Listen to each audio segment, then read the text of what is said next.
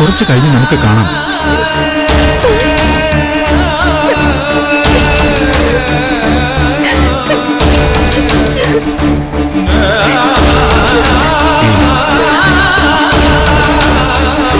താൻ പ്രാർത്ഥിക്കുക, അവർക്കൊന്നും വരുത്തില്ല ദൈവം.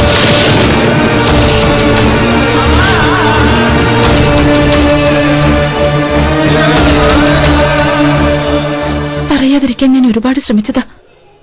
പക്ഷേ സന്ധ്യ മാഡത്തിനെ വിളിച്ചു നോക്കി. അഞ്ജലിയുടെ ഏതോ സർട്ടിഫിക്കറ്റിന്റെ കാര്യത്തിന് അവളുടെ നാട്ടിൽ പോയിരിക്കുക.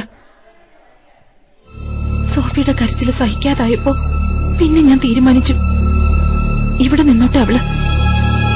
അവിടെ ഇരുന്ന് ഒരുക്കി തീരുന്നതിലും നല്ലതാ. പക്ഷേ ഇവിടെ നിന്ന്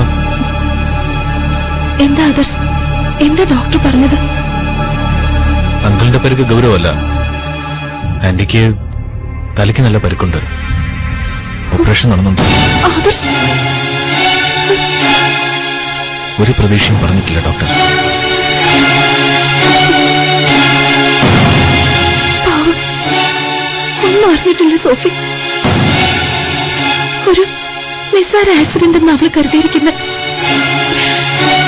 തൽക്കാലം ഒന്നും പറയണ്ട, അതാ നല്ലത്.